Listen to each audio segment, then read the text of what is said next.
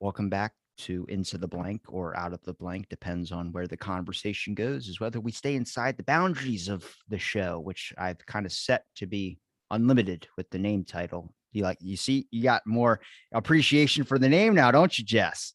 Yes, It definitely. was all strategic planning. Really, it was all coincidence, but hey, I'll take credit for it anyway. Jessica, how's it been since we last chatted? Good. Just like working, trying to, we moved. So now I'm in a different place, different part of the country. How many Moved. times have you moved? This is like the third time in the last like 12 months. Yeah. I was to say because the first time we chatted, you were saying you were getting ready to move, and the second time you're like, yeah, we had to move, and then now the third time you moved again. Yeah. So we moved to a rental and then we bought a house. Now we live in our like house that we're not gonna move from again, hopefully. Are you ready to improve it? Obviously. What are you thinking about adding on to it? We're gonna add another bedroom at least because we got to make space for all the people that live here. It's on a bunch of acres, so like even though I'm an archaeologist, we're gonna start some farming. So we're gonna have like half acre of food, a half acre of flowers, get some chickens. Just gonna live that like millennial homestead life, I guess, for a bit. What about an infinity pool?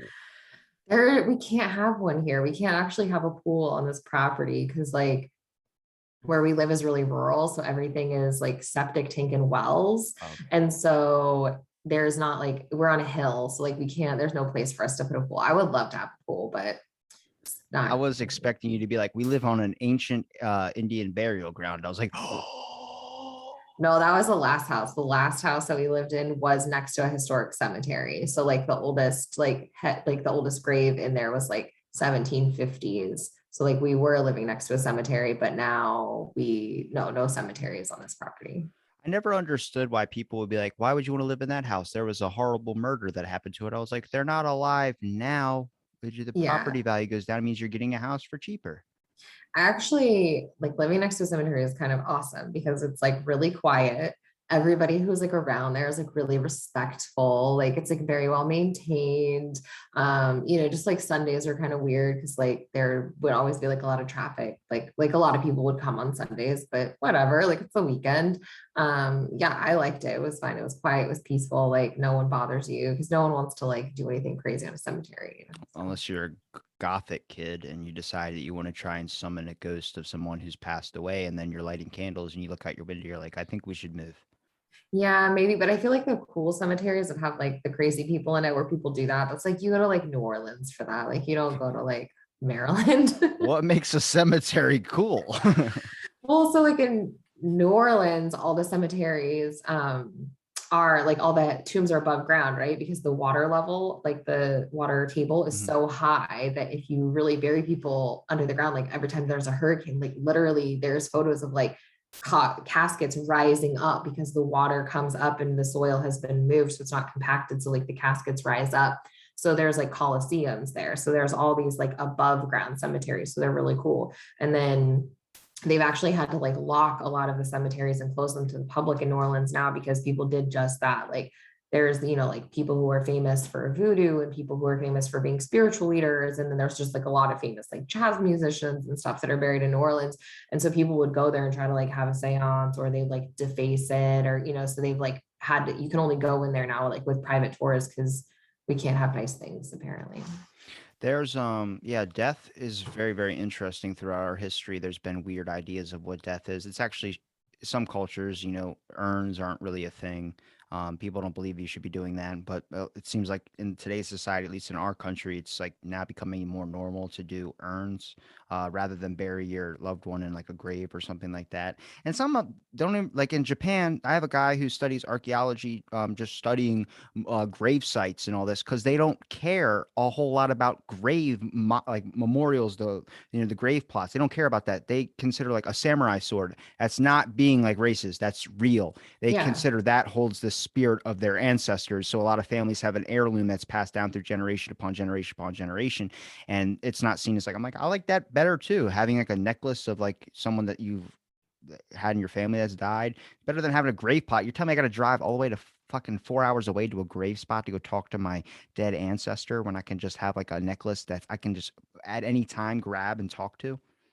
I think every culture and like every group has like a different kind of way that they deal with death. So like when I was an undergrad, I studied like the Yucatan Peninsula. And so like the cenotes there, right? There are these like these underwater watery caves. So like all the death myths of the Mayans is like the underworld, like there's no heaven and hell, right? There's just the underworld, just like the place that you go when you die. And it's cold and watery. And so when they would one of the ways that they would to dispose of their dead is they would throw them into these like cenotes, which are these big sinkholes that have like they're like watery caves. And even now when archaeologists go cave diving there, they find remains like super far back in the caves because as the water level has changed and erosion has taken place, they deal like with that. And then there's like African American groups from the colonial period were like really on top of like making sure to maintain contact with the burial ground. So like when you bury someone in the ground, eventually the coffin, especially when there was still all wooden coffins, they collapse down.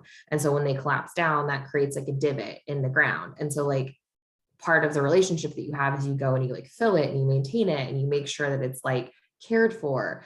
And then there's like different Native American groups who completely like they don't even want to ever see like a dead body or anything because they believe that like the spirit is still attached to the body. So like touching remains or even looking at remains can like cause the spirit to be like really unsettled or unhappy. And then at like the whole other spectrum, there's this like, there's like monks who meditate to like literally can slow their heart rate to the point where they die meditating and but then their bodies because they slowed their heart rate over time like don't decompose it the same way so then they become mummified and then like you don't interact they interact with that differently. So every group and every culture and every person kind of has like a different relationship with death and like what is meaningful to them might not be meaningful to another group. So like for me, my policy is just like respect all of it. Like if what you want is a necklace, that's great. If what this person wants is to bury their loved one, awesome. If this person wants to put up like a temple or a shrine, like you do it, I'll respect all of it. Like, I won't interfere with it, what anybody wants, to do or how they want to treat death. Because the other thing is like for the living, if the way that you need to mourn someone dying has like all these specific rituals, then like, okay, get at it. Like if that's what you need, then that's what you need. And that's all we can really do is just be like, okay, I respect whatever you need to do. And I won't mess with it. I got two things to say. One, I think we're probably the only country that really tries to profit as much as possible when it comes to death. Mostly because we used to sell graves or coffins in Costco and Sam's Club and all these Yeah. great, amazing shops where you can buy 10 pounds of Nutella and not give a damn what anybody thinks. Second, I think I'm going to hell because I had a dream and you just said like the underworld is like wet and all this. So I got to explain my dream to you. And I don't know if it's because I knew in advance that you were coming onto the show and it was going to be today, or I have no clue, but I want to see if you can make some sense of it, maybe. So I was on a ship and it seemed like it was set back into like a pirate age type thing, which I find fascinating because mostly because I can't find a single person that studies about pirates. It seems like it's a myth. Whenever you Google piracy or pirates, it's like DVDs to buy. I'm like, no, that's not what I want. But so I was on the ship and the ship like exploded, like someone hit it, and then like next thing you know, it's sinking. And I fall into the water like backwards and like do like a backflop kind of, and I'm sinking underwater. Like you get to see the whole sky, the water. If you look up when you're in a pool, you see the water and the sun and all that. I'm Yeah. sinking down. And then immediately in my head, I go, there's people inside of the ship that are sinking in the sinking ship. So that means that they're going to drown. So I swam and I tried to like go and rip the boards up.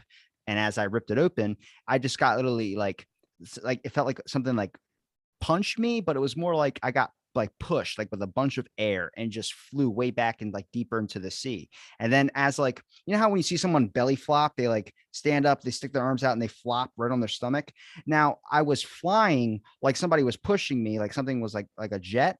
And I had my arms out like I was doing a belly flop, but I hit another thing of water and it was like a different type of ocean. But then I went deeper and then it became like this whole entire like I'm falling from the sky, but it's water. And then I'm landing in this like there was a giant looked like Stonehenge, but it was like a rocky gravel like floor, and then there was giant pillars all around, and I hit, and then like it didn't hurt, And I got up and there's just all these giant pillars, but I'm underwater still. And then I just got to explore for like, and it was only like an hour dream, but it felt like 10 years. Like I was only asleep from like 2 to 3. So that's in the morning. So that means in that hour, I lived what felt like 10 lifetimes. I It got sounds married like too, it. and I had kids. And then I was there for the whole wedding and everything, and I died. Well, but did you actually die? Because normally you can't die in your dreams. Like normally, like your brain transitions you to the next thing, or something saves you right at the end, or your like dream will spin, so you never actually like die. Which is one of the reasons why people like have horrible dreams about drowning, right? But then they don't actually ever drown. They just have this dream like, oh, I was like struggling for so long, but like your brain isn't dead, so like your brain won't let you die in your dream. My I don't know. conclusion was That's I intense. died when I fell off the ship because Oh, after I got married and everything, I was just like, I had this home and everything. And then everything suddenly, I saw like the light, like if you're looking up at the sun, and then my whole vision just started collapsing like a tunnel. And then it just went dark and I woke up. And I was like, did I die on the ship? And my brain, like when I flew into the water, I died. Like that was me drowning. But then my brain didn't let me know I was dead because in my mind, I still had things I wanted to do. So it played out this scenario, much like when you look at someone in a coma, their brain's fucking doing something. It's creating a scenario so you know you're not in a coma. So like I'm like maybe my brain was doing that, and then death like eh, well, there's your answer right there. Your dream was about all these things that you that want to can't be it. accomplish I need that you more haven't done insight. yet. I mean, I think like dreams are like a totally different thing, right? Like I think like a lot of times our dreams about like are about anxiety or about nervousness or like processing things. Like I still to this day, like I graduated from high school a long time ago. And I still to this day will have when I'm really stressed out, have a dream about like going to high school and like I didn't ever show up for like chemistry class and it's the final, or I can't remember my locker combination and I like have a test or something like like it's been like a very long time since I was in high school. And so like I know when I have one of those dreams that it's like I'm really stressed out about something and it's manifesting in this way that's like, you know, common, like, oh, you didn't study for a test and you're not gonna be able to graduate. And I'm like, but I have all this other stuff I want to do and I need to graduate to, you know, move on. So maybe it's, you know, something about not being able to help the people you want to help or being able to see that people need help and not being able to do it because you're underwater, you're outside, or when you try to help, you get pushed away. And then that there's all these other things in your life you want to do, but you're I worried you're was going to lose them if you do them. I almost cried. I had the whole family barbecues and everything, and then they was all gone, and I was like, damn, like I Or didn't even. maybe it's a premonition. Maybe like that's your future is you're going to have like My family kids were ugly as barbecues. shit. I hope not. I hope not. I love them to death, but damn it. Well, if you have a premonition, you can always change it, right? Like that's the whole point. If you I could hope like, that's not a premonition. I had a Okay, so I had another dream. This is gonna be a dream episode, I feel.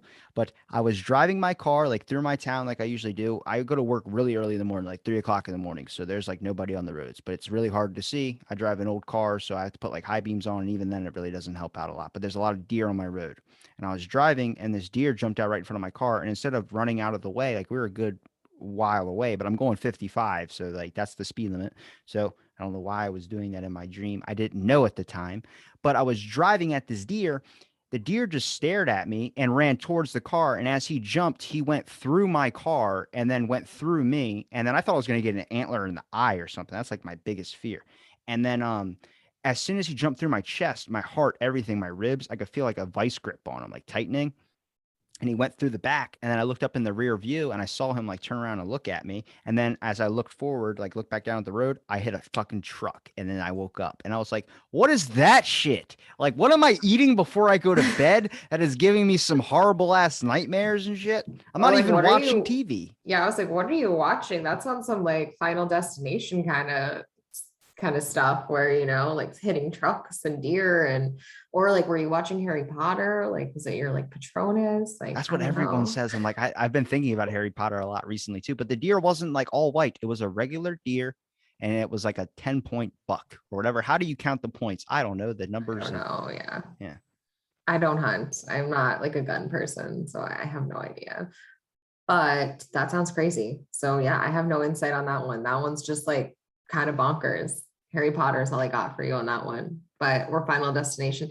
Maybe like are you eating like some kind of crazy junk food that like has Rice some and unknown? beans. Yeah, I don't know, man. That's crazy though. Maybe what you need to do is take all these crazy dreams and write a movie. I had a dream where I met Jesus at Taco Bell, and then people said I should make that into a comedy sketch. That does, I think that would be a great comedy sketch. That sounds like it would be really Maybe I have funny. like a brain tumor, and this is like a way of my body realizing I have a brain tumor by giving me some wild ash. It's just pressing on the hippocampus, and it's if I don't do something now, like in the next 10 years, it's going to kill me. So I need to focus on it. It's a warning sign. It's a What is lot. that movie with John Travolta where that happens, where he like has a brain, he thinks he gets struck by lightning, but it's really a brain tumor and it like Damn it. makes I him a know which one you're genius for talking a about too. while. I know which Yeah. one you're talking because the See, picture of it is him with his hands like magical, like he's doing a spell, and there's a white light, but I don't know yeah, what it's yeah. called. But yeah, he's like a genius for like a few months and then he dies because of his brain tumor. So you never know. Maybe, hopefully not. I mean, it'd be cool to be a genius for a while, but hopefully not because at the end he dies. But if you don't die at the end and you're just a genius for like a couple months and then it goes away, would you want that? Because I wouldn't want that because then I would know how stupid I was after it ran on where war, fuck wore off.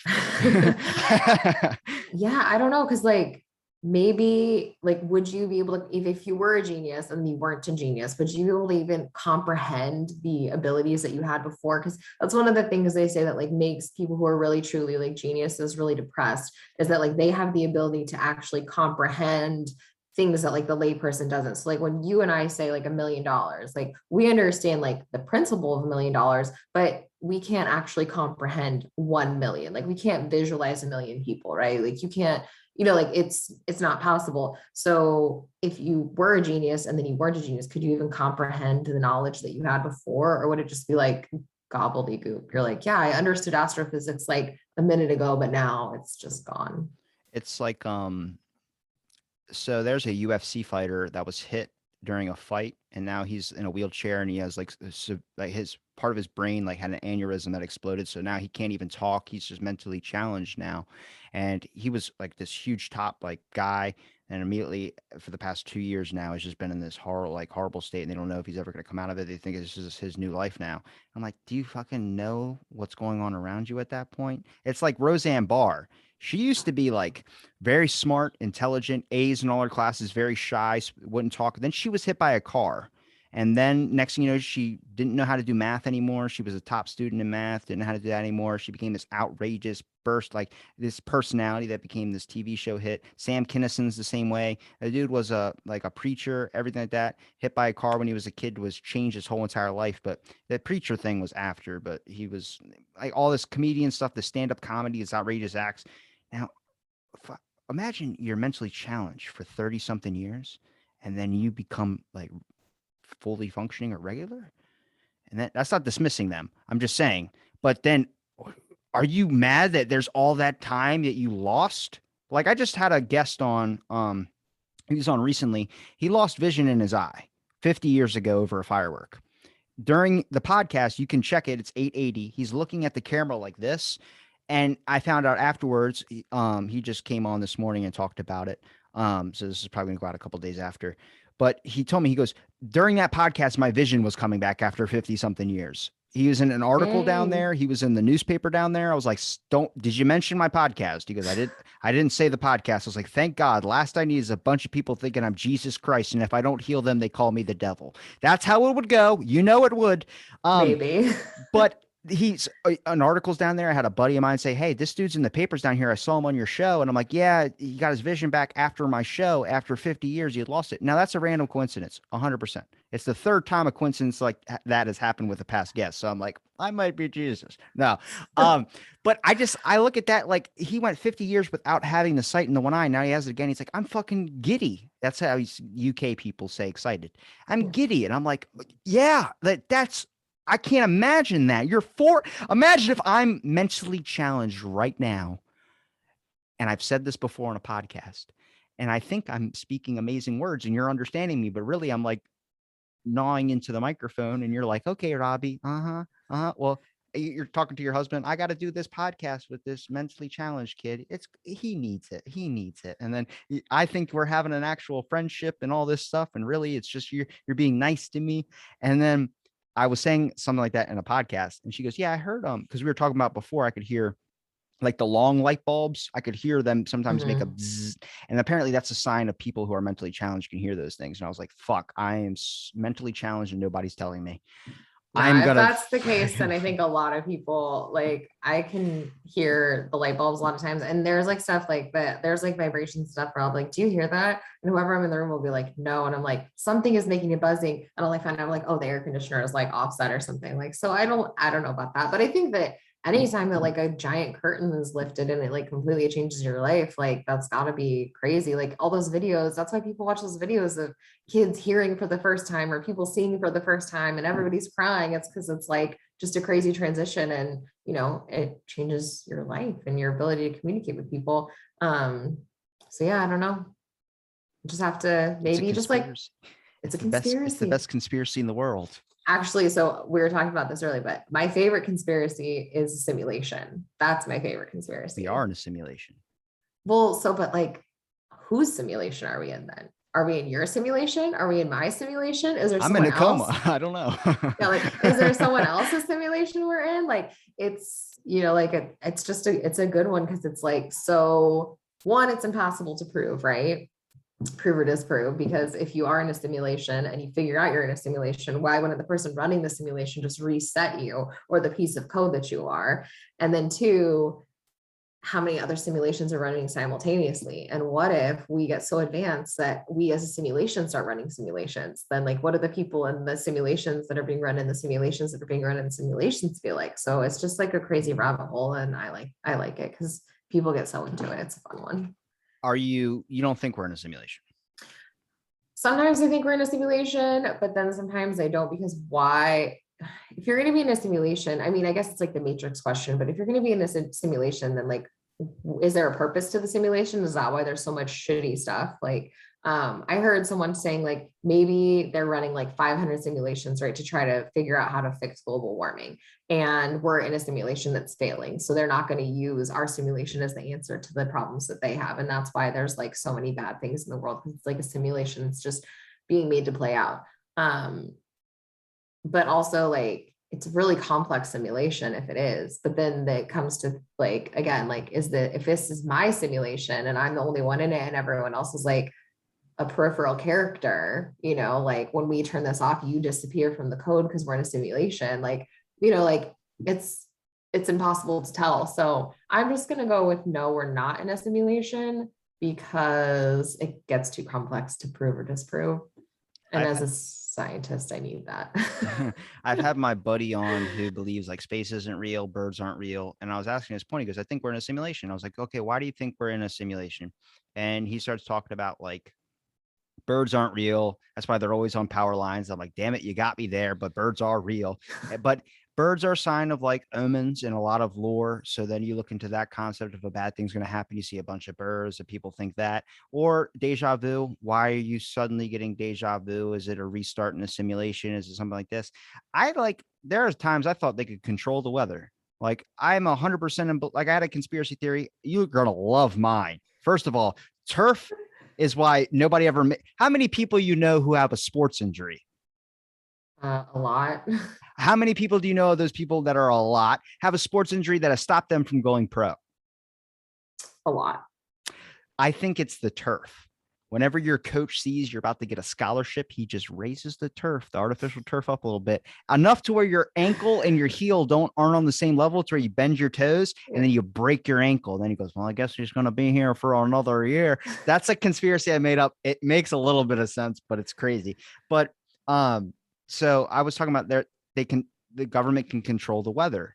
And they're like, what do you mean? I'm like, I think there's probably like a person pushing a giant turning wheel. Because I was trying to explain, like, why is it dark at 9 p.m. here and then it's light at 4 or 5 a.m.? Like when I'm going into work, I can see a little bit of light. And then at 5 a.m., and then I've learned from an astrophysicist, it's the axis that we're on. Yeah. But Yeah. stick with my conspiracy. Okay. There's like a dude from 300, the hunchback guy with the shield. He's turning the earth or he's moving it around in a circle. And they're like, hey, we need the days to be longer so we can get the economy started back up after this pandemic. So I need you to turn it slow. You just got to make the full circle. And then at night, they're whipping the shit out of them to get the day back up to them. And I was like, that's the thing. But then the Wuhan lab was hit by 2 tornadoes, and now there's 3 volcanoes in fucking Alaska, or not Alaska, Antarctica. What the fuck are we talking? They control the weather. It's 100%. I don't even care anymore. I mean, I think the biggest flaw in that is like if they're controlling the weather, like let's say the United States government is controlling the weather, right? Why would DC be a muggy, horrible swamp? Like if you were the entity Stops you controlling from the going there. weather, yeah, but like they still have to live here. But if you're a politician doing some crazy shit that people can stop by just voicing their opinions or highlighting it, wouldn't you want less people to be there? Maybe. I also don't think personally, having like worked with the military and the government, that like anybody is good enough to really keep something like a huge conspiracy like that gigantic to themselves, especially now. Like They it's kept the just, UAP thing away from us for the longest time. yeah, but like, I MK mean, did Ultra, they they? kept that away for a long time. They kept it away from like conscious, like, or like consult like memory, like mass memory, right? But I think like there's still like a lot of people who knew or had inklings. Like there's nothing that's like it's like such a tight secret that like no one knows. 9/11. It's not a conspiracy. There's a lot of funky shit we don't know though. There I'm is doing stuff that we don't I'm know. doing Yeah, that yeah. episode special, and it's like Okay. I read the whole 584-page commission report. I'm like, what the hell is like? Does anybody know what this? Because Bush was denying he didn't want it to be created. He put someone in charge of it. The dude left after a month. He denied their funding, and then he denied an extra 60 days. I'm like, what are you hiding, you son of a bitch? Like, what is this? I mean, I think though, if anything, like we can see now from like the resistance to the Capitol riot inquiry that like there's just no one, when you do something and you make a mistake and bad things happen, people just like want to say, no, sorry, oh, don't look at it, don't look at it, don't look at it. Like if you don't look at it, you're going to forget about it.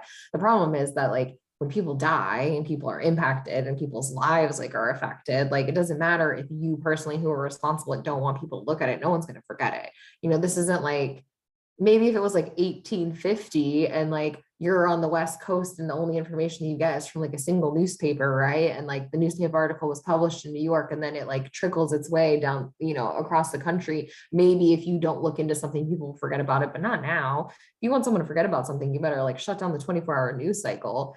Well, even in 2001, when 9/11 happened, why did they sell the materials of the trade towers and all the ones that got hit? Why did they sell them a week after to China for materials? The families were saying, don't do this. You're stopping the investigation. You go, we know what it is and we've concluded it already. And they moved it forward, even though there's still conspiracies about it today. Yeah, I mean, that is like a whole other thing. I was having an argument about this with another friend of mine that like there's this, maybe this is a conspiracy, but like there is an argument to be made that the culture of the United States is consumerism, right? Like that our culture, we don't have a culture, which is why we like Prop so appropriate many. other people's cultures and then try to make money off of them, right? Because we don't have any culture of our own except for consumerism. Like our entire culture is just buying and selling things. And so when another culture comes in and we're like, oh, you need to integrate, what we're really saying is we want access to your culture to be figure out a way to profit off of it. And so it's not surprising that like anybody, if there's the opportunity to make money off of something, that someone would do it. It's not right, it's not okay. But rather than it being like malicious, I think it's just like that is all people think about. They're just like in the hustle. To bring it back to archaeology and like shipwrecks. There's like all these World War I and World War II shipwrecks that literally just disappeared off of the bottom of the ocean. And the reason is because there was scrappers, like from, I don't remember exactly what country, I think it was like Indonesian scrappers that were literally going and just scooping up these entire shipwrecks and then processing them for recycled metals. These are like protected by international conventions. They're considered war graves, and they just took them to make money off of the metal. And then later on, when they're like really investigating it, because obviously it's impossible to monitor every inch of the ocean all of the time, the people, who are making like $2 a day or whatever processing scrap metal said, yeah, we found bones, we found people's clothes, we found like there were still remains intact as we processed this for recycling.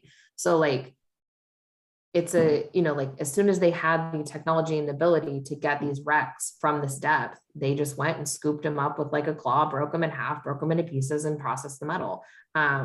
So like yes, maybe is there conspiracies? I don't know. I'm not a 9/11 investigator, but I think that anytime that people have the opportunity to make money off of something, someone's going to take advantage of it, be it right or wrong. Like obviously I don't think it's right, but it's still, it happens. And until we focus less on just making money and more on like what our actual values are as people, it's going to keep happening. If you were going to ask me about like why the simulation theory is one that is probably more interesting than all the others, is mostly on a concept of I think when we say simulation, I don't think we're in a dome. I don't think we're in this type of thing. I think what it is that we're in a system. We're running by a system template that is structured for system workers, for system stuff that was good 200 years ago or 100 years ago. It's not like that anymore. There's a lot more free thought and creativity and a lot more people that are doing things that in 200 years ago they would have never even 20 years ago they would have never even thought of making money of being an influencer. What the hell is that shit? But it's happening. So I look at it like the system hasn't changed, so it's this revolving cog in an old machine where it's like you're using a laptop from or a computer PC, the old AOL startup things, and but you have the brain of a new Windows 10 or something. And that's what the weird part is like it's all a factor of control. I mean, I think we started the country, or people started the country with the ideas of freedom, and we kind of can't back down from that because that's what our whole entire thing is now, but doesn't mean they can't limit you on the things of how free you actually are. And I think when we look at other countries that have like this government that's like a totalitarian, we like that model. But sadly, the only way to get that across isn't by forcing people in their homes or doing this. You got to pitch it right.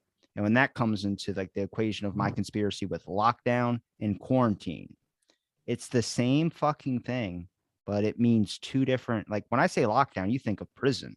When I Yeah. say quarantine, you think of you're saving somebody's life because you need to stop something. They're the same outcomes, but it's all about the sales pitch. Like when I was reading this bill that just passed, the infrastructure bill, it's $11.3 trillion. People are like, it's going to fix roadways. I'm like, did you just read the bold lettering? Is that what you did? Did you just read the category in the doc? It's 2,704 pages. I can't blame them for just wanting to read the bold.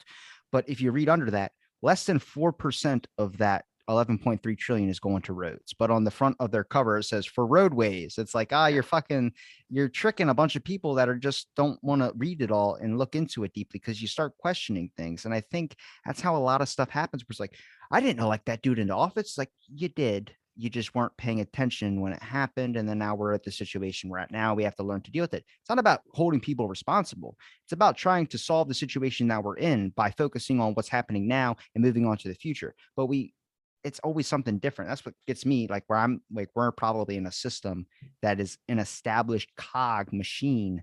And sadly, all of us are now pegs because we've all been knocked out of our positions and we're not fitting back into what we used to be able to do. Well, I mean, systems in general, like that is what systems are, right? Like people, there's people who study systems, computer systems, cultural systems, like, and when people like say like for example like the prison system, right, they're like the prison system is broken. No, the prison system's not broken. The prison system is doing exactly what it was designed to do. The problem is that now we don't like what that system does anymore, right? Like we are not okay with disproportionately imprisoning black and brown people. We are not okay with giving people 20-year sentences for marijuana possession charges. The system is just doing exactly what it was designed to do. It's just that now we see that that's like inequitable and unfair and not okay and racist and classist. And, like, so I mean, that is a good add-on to simulation theory, is like the system is doing exactly what it's designed to do. It's just that we're no longer okay with that system. And now we see its inadequacies. And so rather than saying the system is broken, we need to say we need a new system like that, it's like artificial intelligence, right? Like artificial intelligence incorporates the bias of the programmer. So it's not that the system is bad or broken. It's the system is doing what it was designed to do. And when it was designed, it takes on the failures and inadequacies of the system designer as well. So if we look at like America as a system, well, it was designed by a bunch of white, rich, plantation owning men who thought everyone else was lesser than them. So of course the system is doing what it's supposed to be doing. It's keeping them in power. And so if that's a simulation, then, they did a good job building it because we're still up in it. We haven't, the machines have yet to rise up.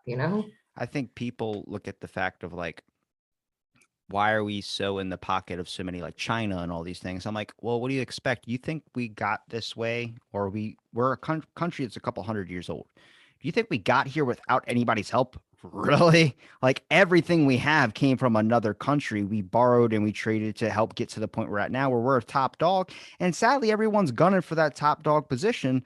And now we're starting to realize, oh, we need to be more self-sustainable, because now we can't really borrow, because now all these other countries we've been dealing with for so long are now not really becoming the best of friendlies to us. So we're starting to be in this jam situation. I go, man, the Constitution that was written that long ago, it predicted a lot of power shit. And I mean, a lot of stuff. And I don't think nobody thought of technology. Nobody thought of social media. There's new censorship stuff. In my opinion, with censorship, I don't like it.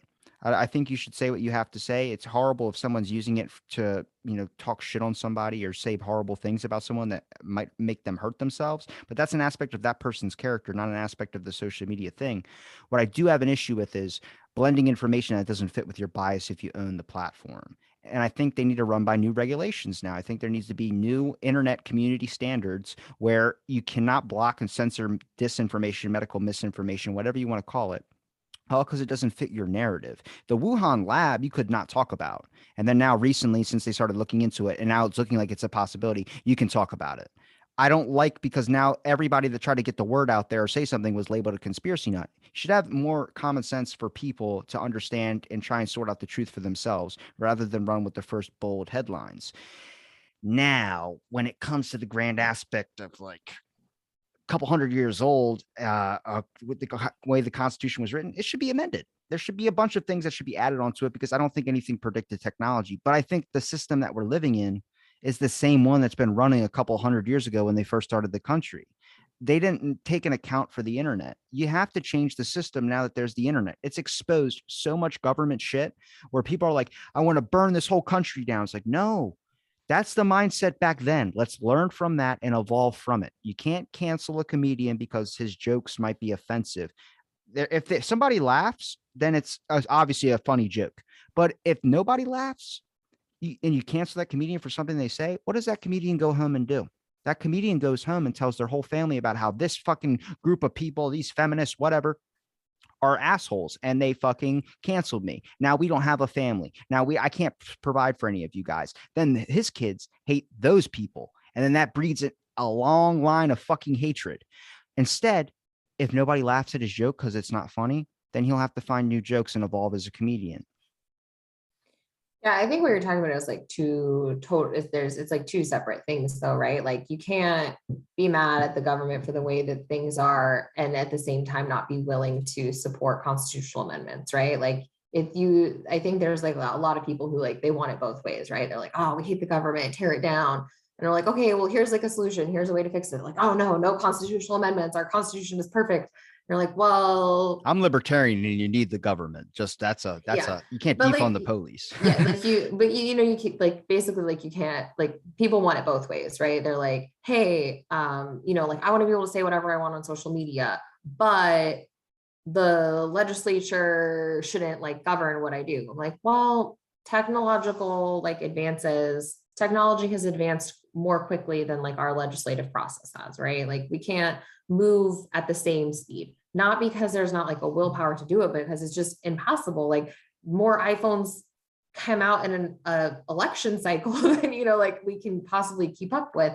And so obviously things need to like progress, and we're treating like I watched when Mark Zuckerberg talked to like his special session of Congress and all of that, Where he and sipped his water.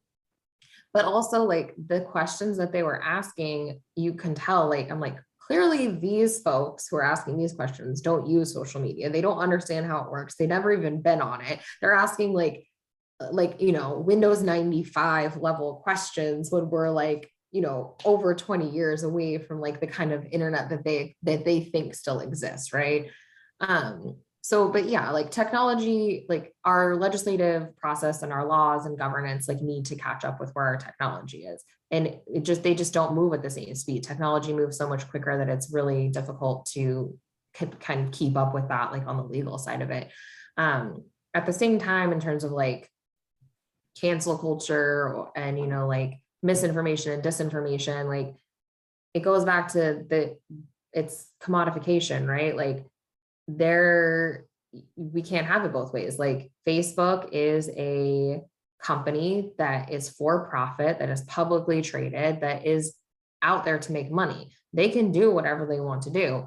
If you obviously, it's like a main vein of communication for a lot of people, and like a lot of people use it.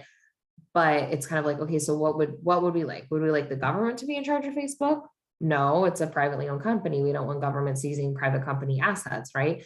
But we want the government to regulate it. Like, okay, well, you want the government to regulate Facebook, but you don't want the government to regulate environmental standards, and you don't want them to regulate all these other aspects of life. So I think it's just really hard, because I think people want it both ways, to the way that suits them individually the best. And I think what will actually help us is to think more like collaboratively, more like community. Because like I'm at the point now where like national politics obviously have a lot of effect on our life, right? Like they do. It's on But what's everybody's more, mind.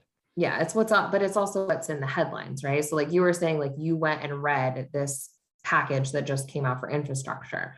I It's think most people, 2,704 yeah. pages. That's not a package. That's 10 But novels. like, but like most people don't even like it's not even in their mind that you can go and look at the physical legislature, right? Like you can go and look at what physically is written down and being passed. Most people just turn on the TV or hop on the internet and see like a 10 sentence, 250 word little like article, and they're like, oh, now I know about it. I'm like, no, you don't know about it. Go and read the 2,000-page document. Go and look at the publicly accessible notes of the different politicians who negotiated this package, and then come and talk to me about like what it is. Like what a lot of people are doing is just regurgitating the opinions of what other people think and what other people say. And granted, like I am not an expert on everything, right? Like I'm an expert in archaeology and anthropology and Well, that's some the parts best of part of history. conversation.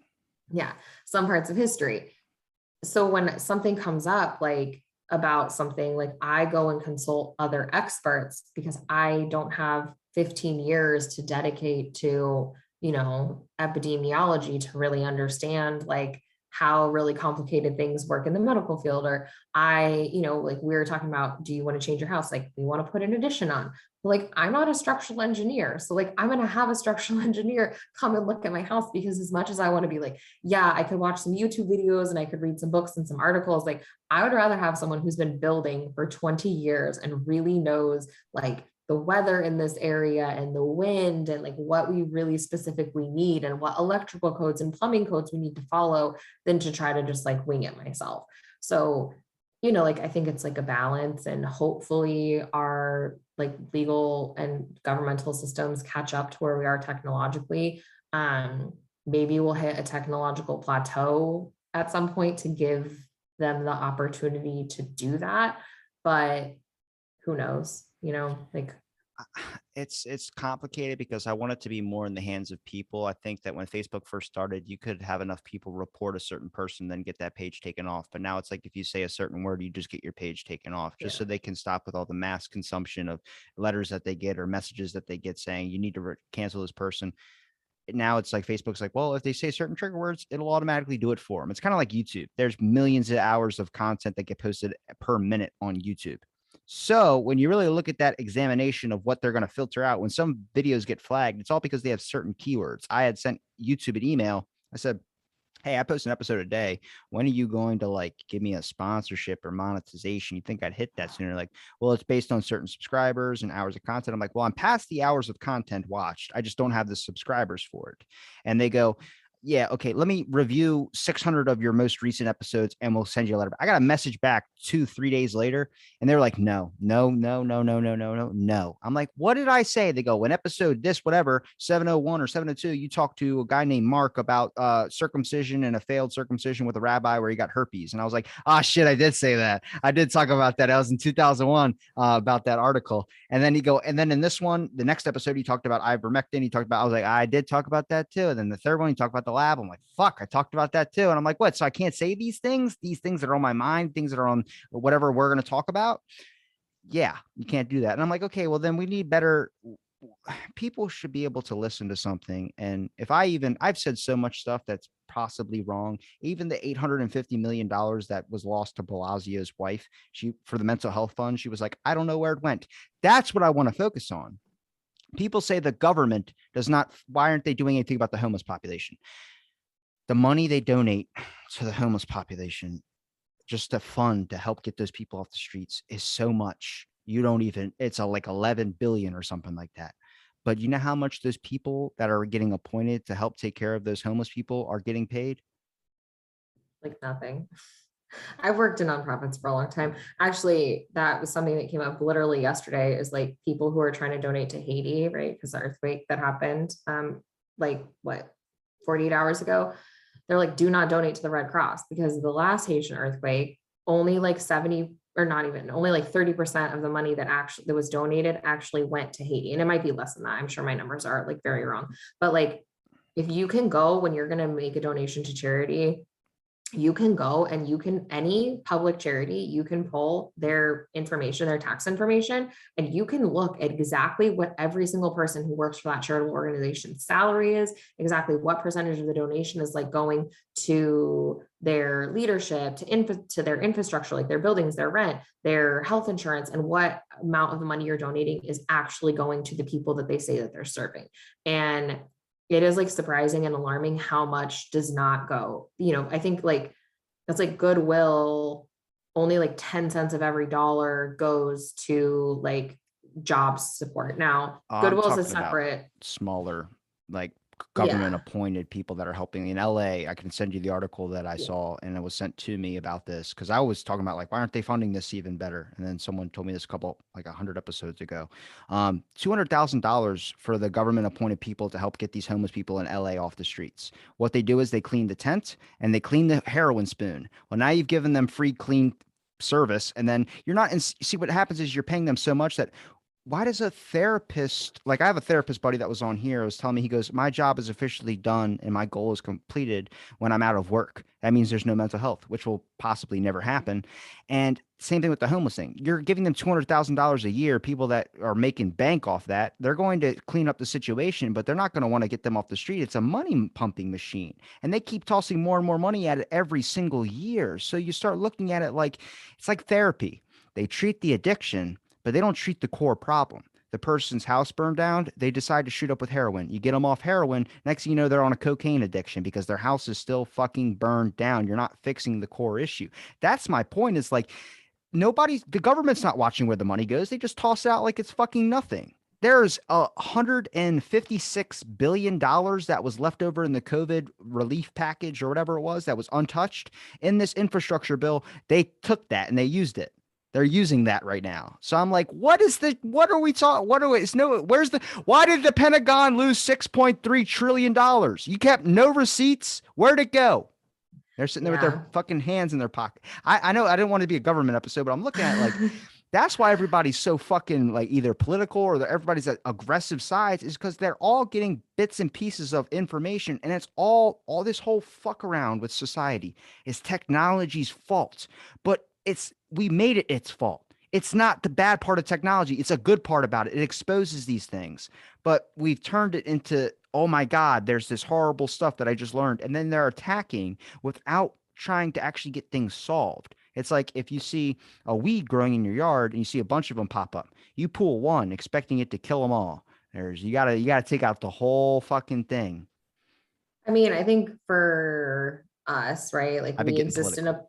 we exist in a place of privilege, right? So a lot of these issues other people have seen and known about for a long time, but they're just coming to the surface now and it becoming hot button issues because one, we have the internet, so they're visible. But two, for a lot of people, COVID is the first time really in their lives that they've been put into like a situation where they cannot argue, cry, scream, buy their way out of, right? Like they can't complain to a manager, they can't make a donation check, they can't, do this. And some of the like work that I had done before, one of the things that we said is like everybody is like 2 or 3 bad days away from being homeless, right? Like everybody, like you, me, we're all a couple really bad days away from having nothing. And so that like completely came to the forefront with COVID, right? Like hundreds of thousands of people like got laid off and lost their jobs. Hundreds of thousands of people had bills that they couldn't pay. All of a sudden, people who, were just getting by have food scarcity because this whole thing like rolls down and we didn't follow kind of like the plan, right? Like there were things and plans in case this ever did happen, and that was all thrown out the window. And we don't need to get into why of and how of all of that whole other mess.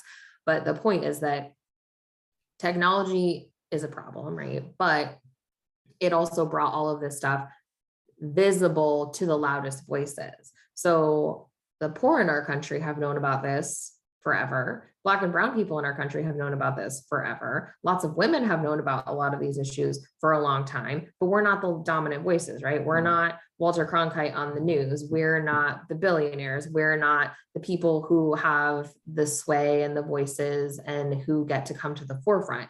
So now that it like, not that obviously people have gotten very rich off of this pandemic, but now that it's not just a few, you can't ignore it anymore, right? You can't like push it to the side anymore. You can't just be like those people over there under the highway that are homeless. Now that number has quadrupled. You can't say like, oh, these people up here who lost their home in a fire when half of the West Coast is burning, like, so it's kind of in a horrible way become like an equalizer where all of these problems have come to the forefront because they're affecting so many more people. But then also for the first time in history, you have an equally accessible, well, not necessarily equally accessible, but a more accessible platform to explain the plight that you're personally in. And that's all good. The problem is that your suffering, right? My suffering is not any more significant than anyone else's suffering.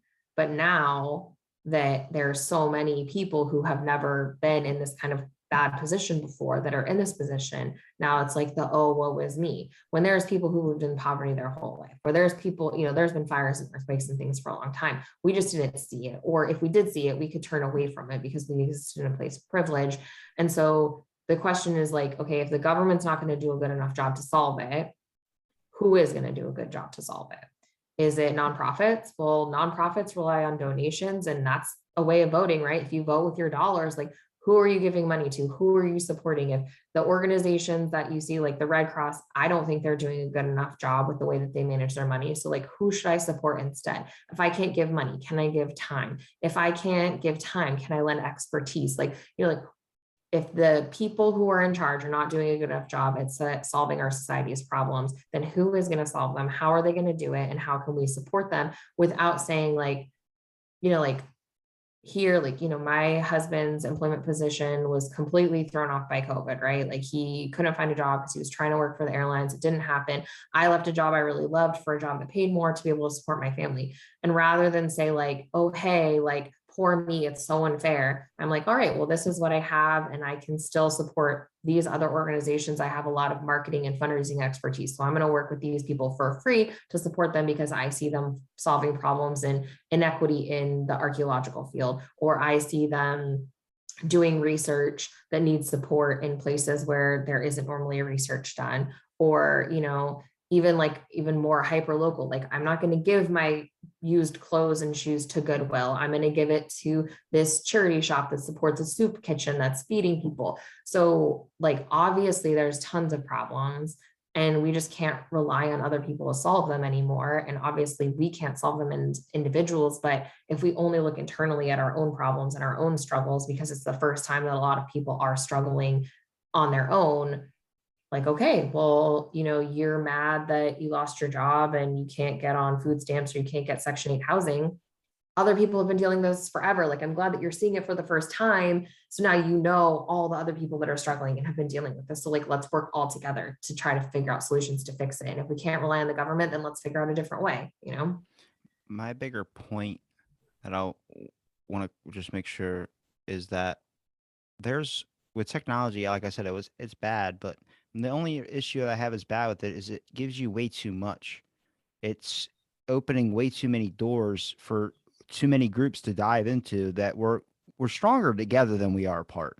And that's like the main thing. Is the point of it is we're not any of these problems, they get glossed under. We wouldn't have to be dealing with 9/11 conspiracies or any of this if anybody was spent more time, which people probably did, but not enough. Not enough time, not enough people. We need a mass global thing where it's like, where the fuck did this? How did this happen? Let's figure it out. I'm not going to take. You're going to throw something else at me, and it's not.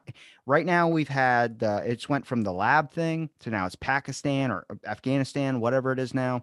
And then it's going to be something else in another week. There's too many top trending things where you need to get everyone's jumping into a doorway. This is the fight I want to fight. I understand that, but let's get this one done first because then you're just going to gloss that over.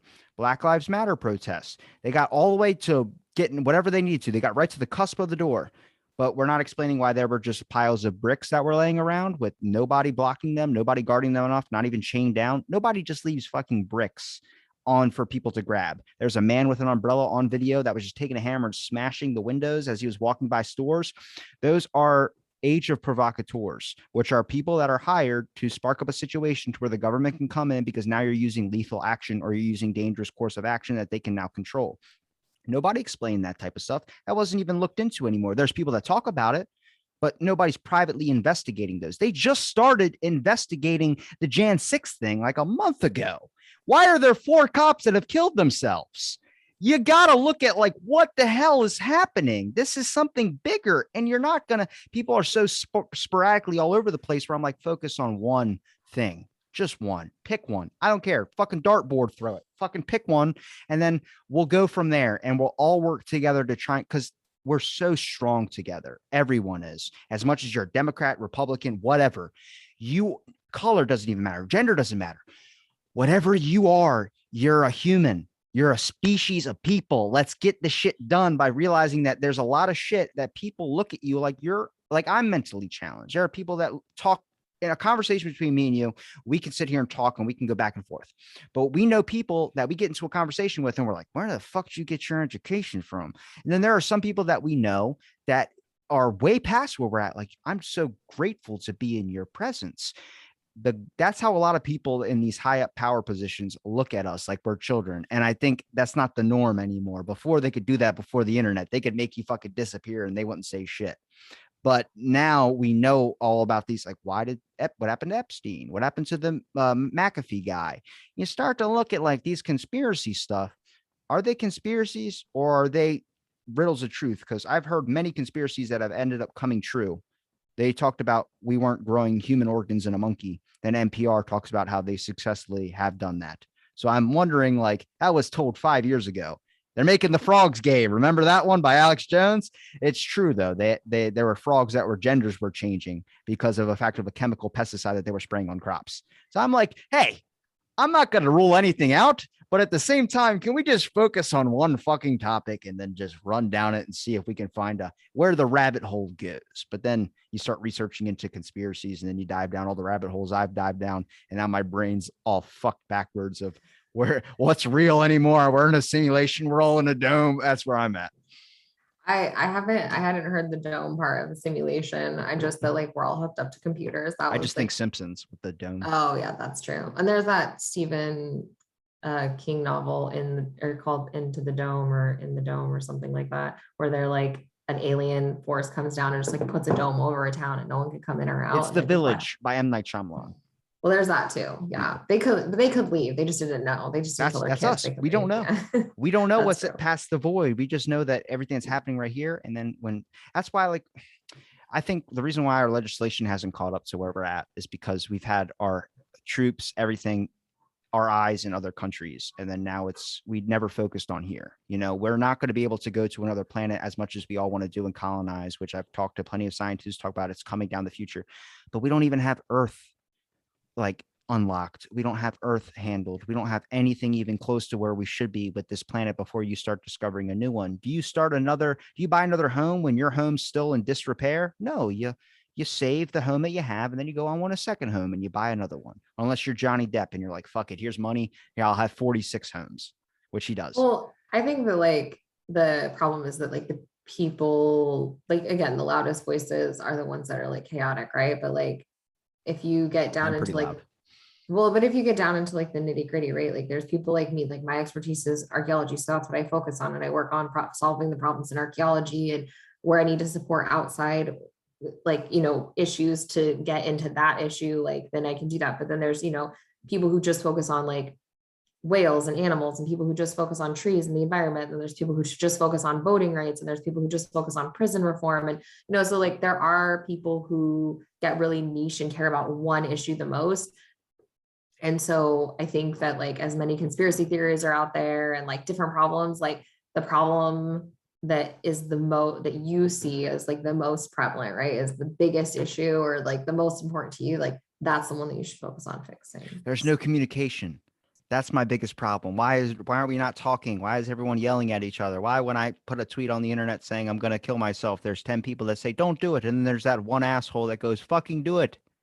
Yeah, I don't know I about don't that. put tweets up like that, but that's probably a possibility. If I did, somebody would I say that. just like blocked like a bunch of people on Instagram like last week. So I'm just like, if you're I'm gonna say not something to blocked. me, yeah, I'm like, Yeah. if you're gonna say something mean to me, like you can just be blocked. Like I just don't have like someone posted something about like, oh, like you're just like exploiting like other people like to get Instagram fame. I'm like, first of all, I don't even have 1,000 followers on Instagram. So like I'm not trying to be like an influencer. I just like shipwrecks. Hmm. And I am stuck in my house in like the Northeast where I can't go and see shipwrecks. So like I share, I credit, I ask for permission always. So like I'm not trying to exploit you to be famous. Like my face isn't even on my Instagram except for my profile picture. I follow your Like, Facebook.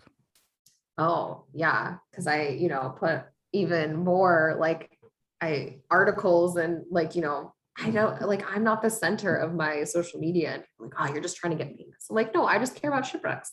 And like on Facebook, I I care put about dead like, people. yeah, on Facebook, I put like articles from people who are doing cool research or like interesting things that are happening or like legislative wins for the archaeology field. And so, yeah, I don't, when people are like, the shitty people, I'm just like, I block you. And then we can't even like the bots are like a whole other That's thing. the crazy shit is when I see a person with a check mark and I look on their profile, there's like 25,000 followers exact. I'm like, you're a bot, aren't you? And they never reply to anything. They just keep commenting the same thing over and over and over again. And I'm like, what the fuck? Imagine you can catfish somebody like that. I don't reply to comments or messages from people who don't have, if you've never posted, I don't reply to you. If your profile picture is not like a picture of a human, then I'll look at your profile. And if you don't have any pictures of humans anywhere, then I won't respond. And then if you're following like 250 people, but you have 0 followers and you've never posted, I just don't respond. I just assume that you're a You're bot. talking to a ghost right now. You know that? I'm going to be dead probably in the next year. No. I'm being chased by Scientology right now. They've checked because I've talked so badly about them for the past couple of people I've had on. They've been Yeah, they're following me for weeks. terrible. Yeah. They're insane. Out They of trick you 900 too. episodes, the one I posted 882, I was the second time I've ever cried on air. Oh my goodness. Well, I haven't listened to that one yet, but I'll go back and watch it. She said, she was like, when they say like anything that you willed or anything that happens to you in this life happened to you, or you did something bad in a past life, kind of like a karmic thing. Mhm. But she goes, that means if you're a 13-year-old kid and you were molested, you you put that in your body. You willed that from a past life. And I was like, that just No. got me. I was like, that's a horrible thing to put in a 13-year-old kid's head. And they said depression doesn't exist. If you have depression, why would a thetan, which they believe someone dropped Yeah. an egg in a volcano and it I'm thetan very familiar with the crazy and Scientology she was like, nonsense. why would they pick a bad host? You might as well just kill yourself now and go into a new body so you can restart the experience. I'm like, Jesus Christ, like no pun intended, cross my chest, the Lord. But I'm not even religious, but I still do it anyway. That scares the shit out of me where I'm like, I hope it's either going to be the Clintons are going to kill me. They got a long list of people. I'm not off that list. Then it's the CCP, the Chinese government, because I've fucking lit them up many a times. Hopefully one day, I think I'm leaving messages with the podcast. It's not about the fame I'm getting now. It's about this is going to hit like 50 years from now when I'm an old man where some dude just shows up to my door and shoot. That's how my dream ended. Well, besides me falling into a river and just closing, I was an old man and someone came to my door and then I was swimming in water again. I was like, I probably got shot in the head right there. That's what happened. We're figuring out my dream together. Maybe this is like, you know, how like people get really into Nostradamus, right? Where they're like, oh, he predicted this because it's all like pretty vague and like I random. predicted 5 things on this show. Yeah. So maybe 5. maybe like 150 years from now, people come back and watch the show again. And they'll be like, oh, he knew it was going to I happen. have to run this through with you. All right, so a year before, like, all right, so in February, no, in January, like 2 years ago, there was like talk of COVID. There was talk of it. There was no like big outbreaks where we had to shut down or anything like that, but there was talk of it. And I said, I'm gonna wait 6 months to get the vaccine because I've seen I Am Legend, and that's how the fucking movie played. Then there was an article last week about it's like I Am Legend. I'm like, no fucking way. But hang on a second. That's just one of many. I said the thing about Bill Cosby. Then next thing you know, 2 months later, he ends up going to prison or jail, whatever. And then now he's released. Then I talked about how like someone told me, and this is episode I can send to you. It's in the recording. He goes, people don't just say things without any evidence behind it. I go, someone will just call you racist if you drink a certain soda brand. He goes, that's a lie. I pulled up 200 tweets on the show saying that if you drink Pepsi, you're racist. People had put that on Twitter, and there's thousands more. Then 2 weeks later, Coke puts out an article about how to be less white. I'm like, what the fuck? And then here's another one, Ellen. Then I was talking about Ellen. Ellen's going to be canceled too. And they're what? Because the thing with her interns. Next thing you know, it's on TV now. Ellen's not doing another season of her show. She's done. I'm like, bro, I guess that shit too. Then I called Chris D'Elia. Then I called Kevin Spacey before all his allegations. I'm like, shit, man. Mr. Rogers, somebody check Mr. Rogers. That man has got bodies in the basement. No, he's probably a cross-dresser. I will be 100% honest. Then I called Papa John's out too. I made a shirt with him holding a head on a pizza. And then he had to step down from his company for all those things against him. And then it turns out I saw his documentary. They fucking played him. And I'm like, bruh, what the fuck? I'm in like this space where it's like, you know, when someone's like, I don't think I'm religious anymore. God, show me a sign. If I could just be religious one more time or something, show me that you're real. And then $1 million just flies like a lottery ticket. You're like, oh, I'm not, God is real. I'm like, yeah, see, that's me. Every time I think I'm just not that. And the next, you know, this shit happens. Some dude tells me I'm Jesus for healing his sight. And I'm like, fuck, what is going to happen? I don't want to do this game anymore. I don't know. I'm Or joking, obviously. maybe you spend too much time on the internet. That's the other I do solution. a lot. Yeah. Now obviously that was all just like jokes, but those are all real things I've called Oh, and they've I come. I believe you. I think that's crazy. I mean, It's all coincidence. yeah. I mean, but also how many see like we always look at the ones that we get right, right? But how many have we gotten wrong? Like I it's usually like have a batting saying. average, right? So like you can make if you make 20,000 predictions, like at least one of them is bound to come true, you know? I don't really make predictions. I kind of just like create a scenario, like pick the most ridiculous thing in my mind, and then I say it as like an example. There's an episode. I think it's Maybe there's all this crazy. It's from you. Maybe like you I'm were the willing it into impetus the for universe. That's what they mean. Wait, I think it's I had Chris Morano on here, and it's are you're joking, right? Is the title of the episode. And as an episode, we were talking about Applebee's and the ridiculous shit on like I was like, there's always like hockey sticks or something you find at a yard sale on their walls or something. And then there's like an autograph thing. And I was going to say Regis, but I knew Regis was dead. So I said, well, there's like an autograph thing of Larry King on the wall. And then I kept going. And he goes, why do you got to bring up Larry, man? And I'm like, what about you don't like Larry King? He goes, he's died. I'm like, Larry King's not dead. He goes, Larry King died today. I'm like, what? And then you see my face go, you're fucking kid. Like I was dead serious. I didn't know. Check my phone. It was an hour ago. An article posted Larry King was dead. I'm like, what the fuck? I don't know. I'm laughing because my whole podcast episodes, every single one has been like, I've had a crazy podcast journey. I've saved 3 lives, lost you one. That's okay. you have put out so much content like consistently though. It's actually like really impressive. I know you're coming up or have you passed your big milestone? No, the big milestone's 1,000. So we're coming. This is probably going to be the tail end of 800 or in the beginning of 900. So if you're 900, congratulations to you, Jess. Thanks. But yeah, you're coming up on like, you know, that's a lot of episodes. There's not a lot of people putting out this kind of content like this, you know, so good for you. I mean, I'm sorry YouTube is like not your spot, but maybe there's Spotify. Or what is it? Twitch? Maybe like Twitch is where, because Twitch doesn't, Ah, can't do Twitch. that. Okay. I was like, Twitch doesn't care what you say. They have all kinds of crazy shit on there. There's I was thinking about doing reaction or streaming videos like video games. I was like, I could easily talk shit and play video games, but I'm like, who watches these things? And it's 1 o'clock in the morning and I'm on my phone watching a fucking Twitch video. I'm like, oh damn it, I'm the sheep. That's what they I'm the sheep. I fucking knew it. Well, there was a girl, comic book girl 19 that had a YouTube channel for a long time and she just like got fed up with YouTube, kept like pulling her videos down, demonetized her, like all this stuff. And it was like around like Game of Thrones content, right? Like she was like a big Game of Thrones fan of the books and all of her stuff was just about really interesting stuff on comic books and I'm related to different like Thorne Borson. sci-fi. Well, that's cool. I'm not, but Um, I'm willing that into the okay, universe. okay. But yeah, so she, like basically just had enough and went over to Twitch and she does the same exact thing that she did on YouTube on Twitch, but now like she can get, like patrons and has more subscribers. And occasionally she'll like move one of her Twitch videos like over to her YouTube channel.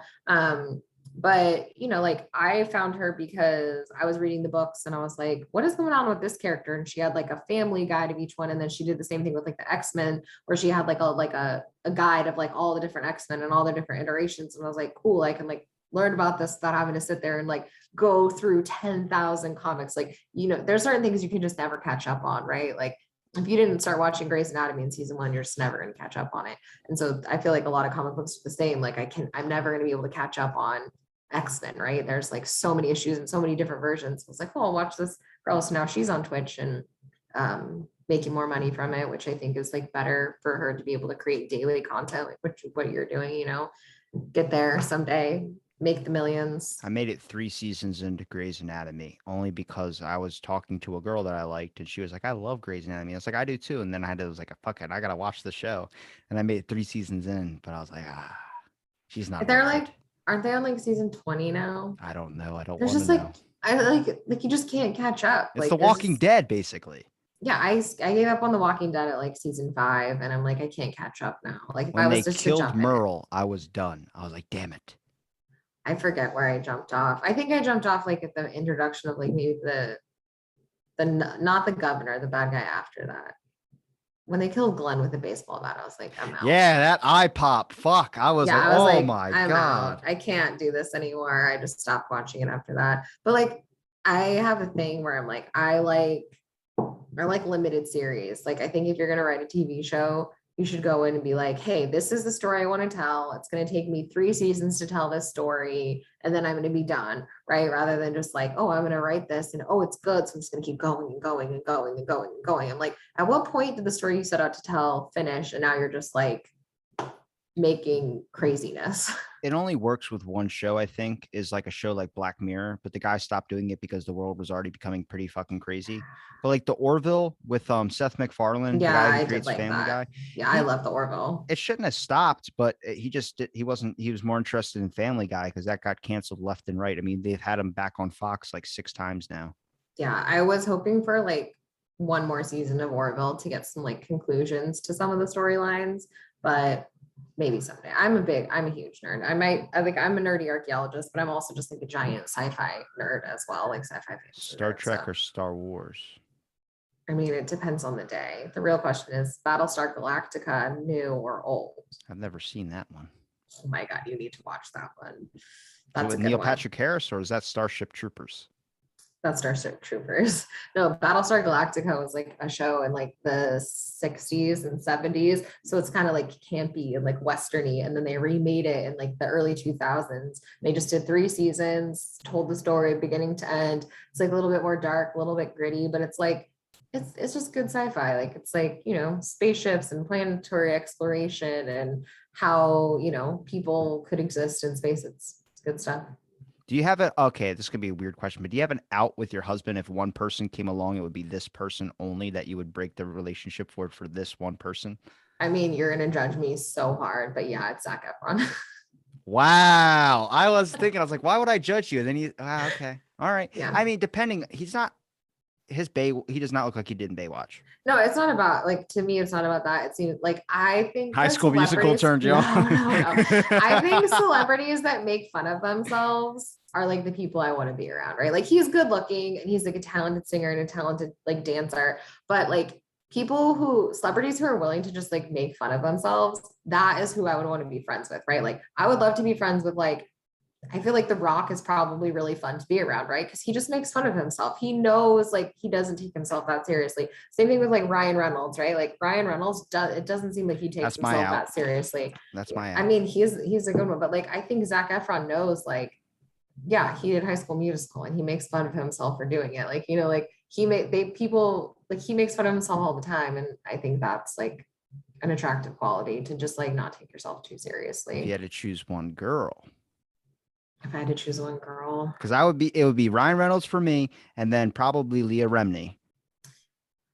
But I Yeah. know she saw my last episode, the 882, when I was telling you with the Scientologist, and I left a message because that girl or girl I had on my podcast was on Leah's podcast, so she Oh, liked okay. and retweeted my episode. But at the Nice. same time, I left a message for her. I was like, Leah, it's you and Mariah Carey. Jennifer Aniston, I had to drop off because her fucking anti-vax shit was just so disgusting to me.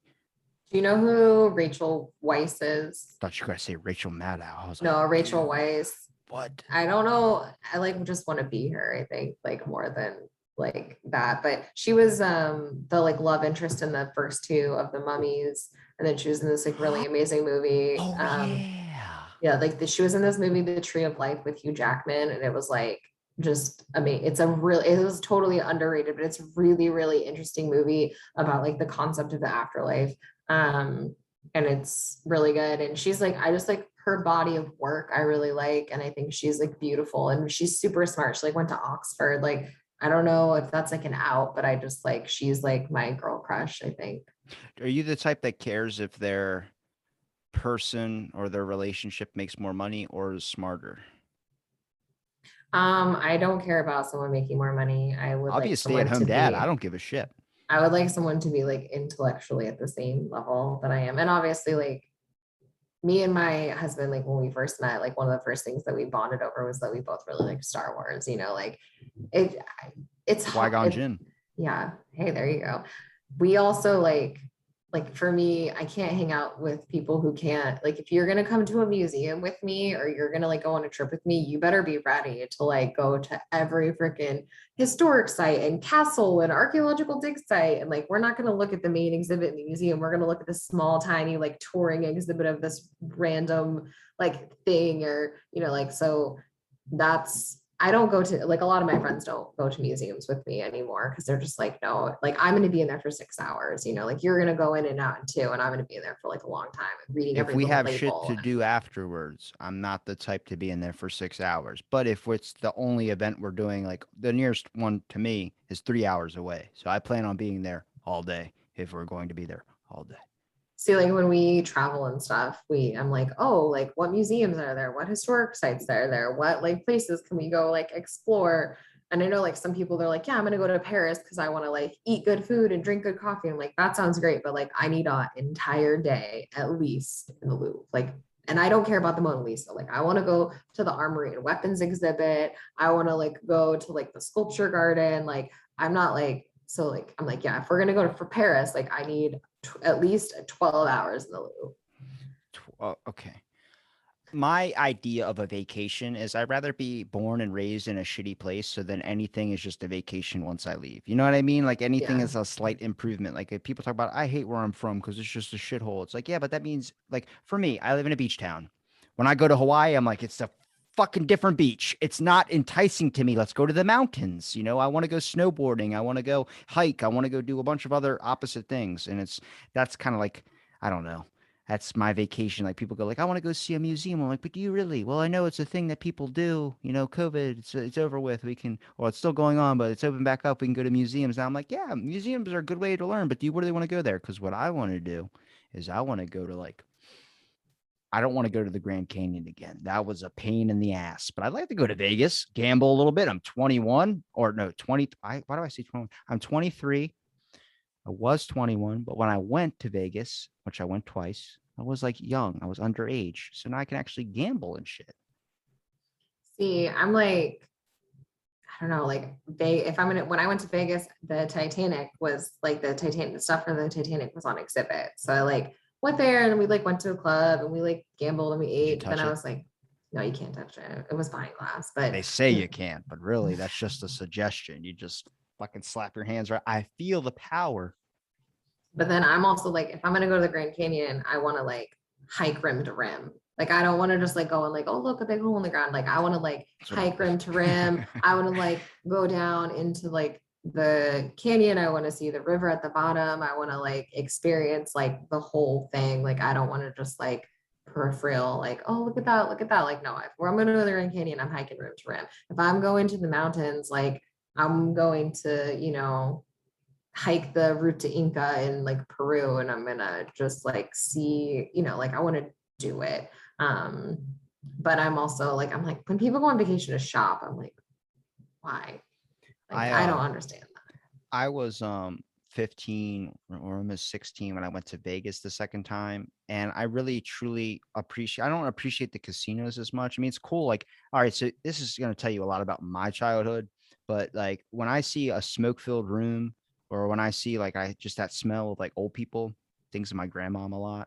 So like that was like a parent to me. So I get that like nostalgia feels why I really appreciate it and enjoy it. But I don't like gambling per se. What I appreciate is when I went to Vegas and you get to see like Caesar's Palace, the statues. I love that Greek art. I'm a Greek mythology nut. So I love that whole folklore. I love the gods. I love all that type of shit.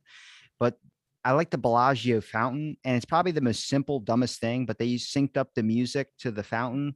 So they Yeah. would make it dance and stuff like that. Something as peaceful as that to be able to like sit with someone and just really like my idea of a heaven is a milkshake at a diner. But I would now suggest that even if I can't get to heaven, which I've had a dream and the gates did open. I'll tell you about that in a second. It's not just a shake at a diner, but sitting and just enjoying like a peanut butter sandwich or a PB&J with someone and just talking and just seeing where that shit goes. That sounds dumb as hell. It could be God I'm No. talking to, but just a random person where it's like they don't. I see. I don't like my Jesus dream and my God dream had two problems. I never got an answer. I always got more questions. So when I went to heaven, there's these giant heavenly clouds, and there was a gate that was in the shape of like a cloud. And I got up to the gate, and this giant booming voice, and I like comes out of nowhere. But I asked the question, "Is this heaven?" And this giant voice goes, "It is whatever you want it to be." I have to do the voiceover. It's not going to do the best effect. But I'm like, okay. I'm like, if this is heaven, then why am I here? Do you think you should be here? And I'm just like, there's probably a billion other people out there that deserve this position more than I do. And then the gates just opened up and then the dream fucking ended. And then I also had an encounter with him while sitting on my couch watching TV where I was flipping through channels and I was like, there's nothing fucking on. And he goes, I could give you everything and you still want more. And I'm like, good fucking answer, bruh. And they're probably something I've heard psychologically through my life that's, repeated over and over again. But the dream, they have these fucking impacts and it's only 10 minutes long, but they feel like 30 years where I'm like, I need to stop eating rice and beans before I go to bed. Jesus Christ. I mean, I don't, if heaven is real, which I don't really I'm not necessarily religious. subscribe to that. I don't think that there's a limited capacity, right? Like that's like a Mormon thing that only a certain number of people get to go to heaven. That religion And was made by a 13-year-old boy. Just yeah. giving that heads up out Well, there. so like I spent a lot of time like in religious studies. That was like my second, I was working on a second degree in it. And then I just was like, I need to graduate and go get a job.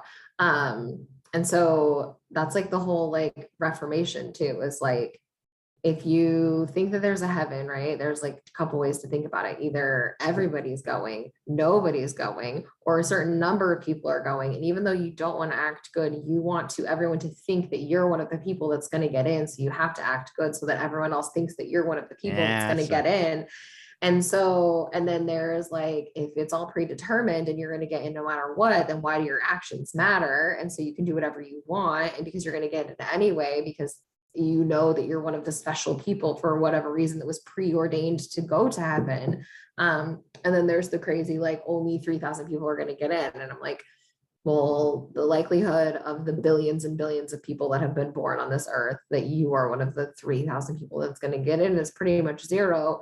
So who cares? But I think that if there is a God and there is a heaven and it can be infinitely whatever you dream it to be, right? Then why would there be a limited space? There would, like why, if you were like, when I go to heaven, it's paradise and I can like actualize anything and I want a mansion and I want a football field in my backyard and I want a pool and it can be literally anything you want it to be. And you want it to be a diner and a milkshake and a great conversation. If there's that kind of like supernatural power to make anything exist, then like, why would there be a limited capacity?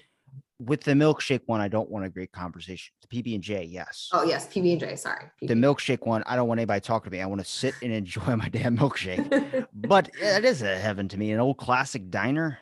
Yeah. I don't know what it is about that vintage feel. I don't like the era of what was going on when all that was happening. Like a lot of people didn't have rights. I think that's horrible. But I like the milkshake classic diner feel when I sit in one of those things. I'm like, I could fucking smoke a cigarette and nobody can say shit. I don't even smoke, but I mean, besides vaping, but a cigarette, like a nice and just it's sip of the choc. Probably, I don't think chocolate would mix well with the. Actually, it might get you because chocolate has caffeine. That's why you can't feed chocolate to dogs because it's not actually the chocolate that kills them; it's the caffeine. So, cigarette, nicotine high, caffeine from chocolate, fucking double whammer. I'm already in heaven. You can't go anywhere else unless there's another heaven. Imagine this: you die. I thought about this. I had a dream about this.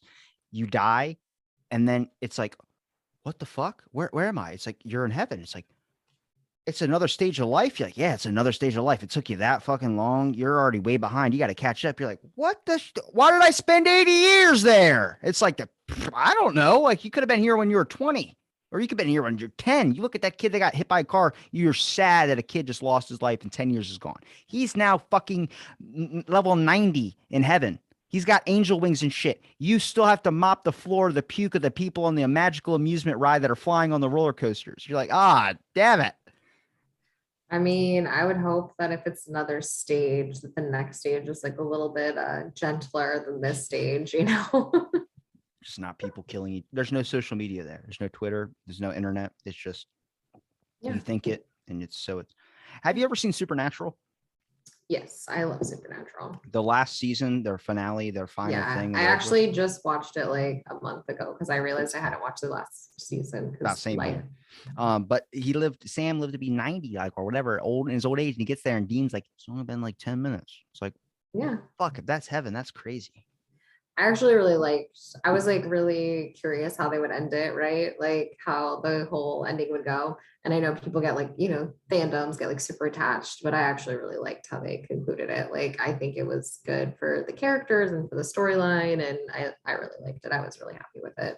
I was happy with it too. It's a great ending, but it's sad to see it all happen. Yeah, it was. It was sad to see it go, but I mean, gosh, they were doing it for so long. They're another one where like it's just you can't catch up, right? Like it's like Yeah. what 17 seasons. But I think the reason that that show like people particularly really like is that you can tell that like like actors they had a genuine love for each other. Like they were best men in each They were other's hot as weddings. shit, Like is why people liked it. but they really are best friends in real life. Like they were in each other's weddings. They hang like their kids hang out, like they live in the same neighborhood. Like they're legitimately like best friends in real life. And I feel like you would have to be to play brothers for 17 years with that kind of like genuine care for each other. So I'm gonna wrap it on this, but who do you think's cuter, Sam or Dean? oh, Dean, for sure. Damn, everybody says Dean. Did you know what it is? It's because what's his name who plays Sam? I still can't forgive him for his character in Gilmore Girls. Like I just can't like so like Oh he shit, I has no forgot. chance. He has like no chance. Like he could have Sam is a great character. He is smart and kind and like capable. Like he's a great character, but like I just can't forgive him for Gilmore Girls. So it's Dean all day, every day. I see a lot of their acting. Like Dean can play the whole like badass thing, but then when Sam goes like, we have to, like, oh Jesus, like I can't. You just be the sensitive person we all know you are. Yeah. Also, like, I love that, like, Dean he didn't need anybody except for his brother. He wasn't like, Sam always, like, wanted to get married and have kids and, like, all of that. And, like, Dean was just like, I like pie and killing monsters. And I'm like, yeah, all right. Yeah, I mean, I don't know. I guess because I have an older brother, and that's kind of how like me and him are. Like I'm more about like trying to move on and trying to progress, and like if I have to like get away from the family, it's kind of like I'm the black sheep of the family, and then they're more about following rules and shit. So I'm all like, I guess it's the Yeah. same thing, but I don't know. I'm not Sam. I don't have mutton chops, sadly. I mean, if you want them, you can grow them. No, I took forever to grow this little thing on my chin. I'm just trying my hardest right now. It'll get easier as you get older. My hair's going gray. That's Found all out right. my grandma got it at 25. I thought it was just stress, and now it's genetic. And I'm like, shit, man, it's gonna ruin the whole Tom Holland look I had going for me. I mean, just replace it for like with silver fox, right? That's like when you're completely gray. Some people can't rock it. I can't rock gray. I can rock You like don't you don't blonde. know yet. You don't know yet though. Until you go completely gray, you won't know if you can rock it or not. Before I die a year from now, we will see the gray, and then it'll be like, oh God, he can't rock gray, but I'll be dead by then. So Well, let's hope not. if there's a heaven, then there's a hell. I mean, you got to get to like 2,000 episodes, right? Like if you surpass 1,000, you gotta live for 2,000. That's Like at another least like 3 years. That's a yeah, lot. that's a lot. So you can't die next year. Okay. Think about it. Take me up on that offer. We'll see. Okay. Well, Jess, where can people find you? You've given me enough of your time. I appreciate you for doing the podcast again. Yeah, I am everywhere at Jessica the Archaeologist. So Instagram, Twitter, Facebook, website, all the things, all the places. Pinterest? I'm not sure. I think I have one on Pinterest. I do have like one episode up on my YouTube channel, which I will eventually get back to. I have I have like 36 episodes outlined to do on there. I just haven't. COVID, man. Have you Moving. Googled your name yet? My name? Yeah. Yeah, there's a few other. Jessica Irwin is like probably one of the most generic names in the world. Most common Irish last name, most common female first name in like 87, 88, and 89. So there's like a lot of Jessica Irwins. And then my maiden name is Glickman, which is like what a lot of my published work is under as my maiden name. And there's like 7 or 8 other Jessica Glickmans, one of which is like a very prolific artist, and another one is like a very famous lawyer. So, and then there's another girl who's like a cardiothoracic surgeon, and she publishes a lot too. So, I'm in good company, but my thesis, if you Google like slave ships and then Jessica Glickman or Jessica Irwin, you'll find my thesis and a few articles that I've written, and those are always a good time. I was going to say, if you Google your name and you hit videos, you're going to see the podcast episodes come up too. Yeah. That's what's interesting. That is true. Actually, I was talking to someone who's making a TV show, and they were talking about maybe casting me in it. And they were like, I found you on this podcast. What? Is that like, they're like, is that the best like video representation of you? And I was like, sure. Like, no, it's not. You should have said like, no. Sure. Like, I was like, well, I talk on there and candid, sure. Go for it. Watch it. I'm like, have fun. Also, there's like 800 other episodes of that podcast, so dig through the rest of that too. That's crazy that that you're not the first person who said like, yeah, someone actually knows someone that, they Googled my name, and next thing you know, they saw the episode I was on of yours, and then it led to this thing. And I was like, that's how it's happening. I went on Andy's podcast too from this. So Northern Diver. Yeah.